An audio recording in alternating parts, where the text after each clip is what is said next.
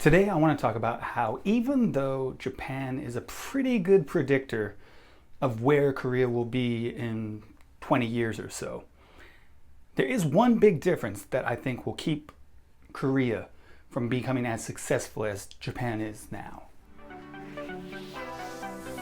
Korea is one of, if not the only developed country that suffers from a phenomenon called a brain drain. It's really strange because I didn't know Korean people until I got to college and I started doing a part-time job at an English language institute on my campus.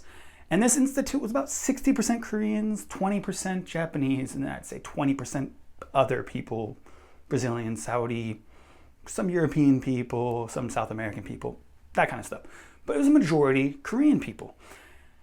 And there was also a lot of Japanese people, and as an outsider, as a Westerner, Japanese people and Korean people can seem very similar in many ways.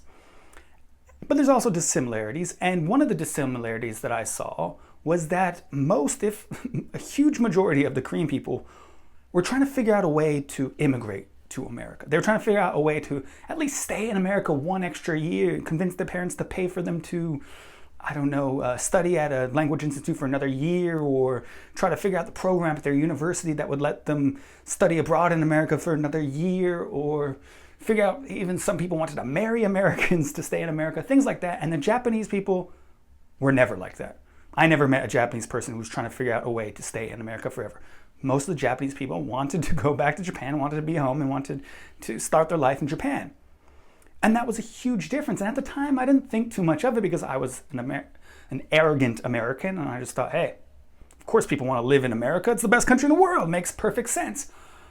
And then I started thinking, this is a really weird phenomenon because mostly people who want to immigrate to America are coming from poor countries. Like a long time ago, the turn of the century, we had Irish and Italian immigrants because those countries were poor at the time. They were having huge economic problems. But then as Ireland and Italy became rich countries, they stopped immigrating to America, right? People from poor countries want to come to rich countries because they want the opportunities and the benefits of living in a rich country. But Korea, as far as I can know, is the only rich country that still has a lot of people who are trying to immigrate out of the country. And like I said, Japan is basically Korea 20 years in the future. If you want to see how Korea will look in 20 years, Japan has probably always been a good indicator. Japan's economic rise, I guess, is I want to say 60s and 70s, whereas Korea is something like the 80s and 90s. And you could see what happens when these countries become rich in a very quick, short period of time.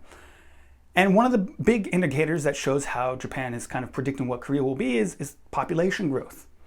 Japan hit its population peak in 2010, and it's been estimated that Korea will hit its population peak in 2031. And what's going to happen? And so many Korean people, so much Korean news I see predicts this really doomsday idea that, when the population starts going down, because there was that big news about, I think Korea's birth rate is now like 1.05 or 1.15. I think it's literally the lowest in the world. And everyone's super scared, like, well, what are you going to do when the population is going to go down? Then we're going to have too many old people, and just like Japan has too many old people, not enough young people working, and then there's going to be this disaster. But if you look at Japan, and if you look closely at the data, a little closer than most people want to do, you'll see that their GDP is sometimes contracting, going down, and sometimes it's going up. But if you look at their GDP per capita, it's constantly going up. They're still getting richer per person. Their problem is not as obvious as most people want to make it out to be. So Korea, I think, can also have that opportunity too. But there's that one big difference, which is smart people in Korea are still trying to immigrate to other first world countries. They're trying to immigrate to America, to Germany, to, I guess, maybe any Western European country. They're still trying to leave Korea, and Japan doesn't have that. And this is a huge problem because it's those smart people who affect a society or a country the most. This brain drain is extremely valuable to America because we're on the opposite end of it. We're taking all of the world's smartest people and having them contribute to our society and contribute to our country.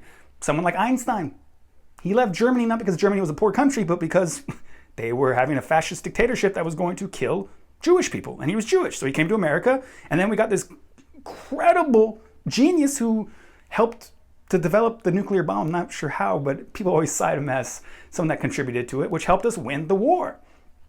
And you could see, and my better example, one I like more, is Elon Musk. He's a South African guy. He immigrated to America, and he's probably the most important person as far as contributing to the change to electronic vehicles, to electric cars, to electric. He wants to do electric everything. You can look him up. He wants Hyperloop. He's got all these crazy ideas, and now he's an American.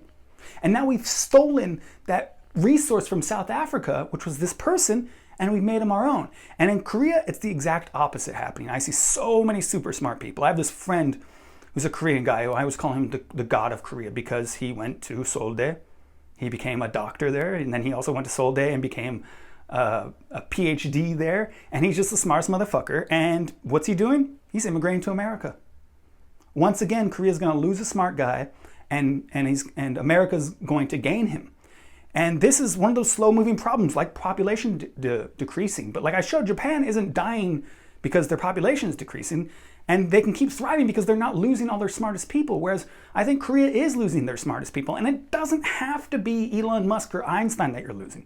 Korea's losing great engineers. When I think of I had a friend in America who's this Korean guy, and he used to work at Samsung, which makes him probably one of the best, at the top tier of engineers in Korea.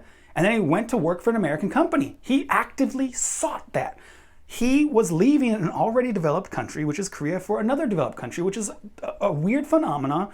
Brain drain is usually a problem for someone like India and China and maybe, Vietnam, or places that people don't want to live because they're so poor that they still don't have a lot of opportunities that you have in a rich country. Except Korea's the only one that is still doing it. And I don't see the problem going away. It looks like Korean people will continue to try to move out of Korea and into America. And it will be the smart people. And the loss of those smart and talented people on Korea, I think, is much worse than the dwindling population. So if you like my video, give it a thumbs up. If you hate my video, give it a thumbs down. If you love me or hate me, hit the subscribe button.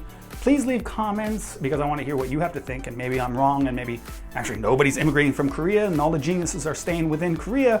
Maybe you think I'm right and you're like, holy shit, this is the problem. It's not that our population is going down. Either way, leave comments below. Remember, join my chat room because I'm in a chat room. If you want to talk to me about these things or you want to talk to other viewers about this thing, you should join the chat room. The link is in the show description below. Remember, these videos come out every Friday at 7 p.m. So it's after 7 p.m. as a Friday. You should go check out my new video. And of course, the most important thing of all, have a super awesome day. 창화 그리고 김유리 덕분에 저는 이런 영상을 만들 수 있습니다. 여러분의 지원 덕분에 이번 영상을 제작할 수 있었습니다.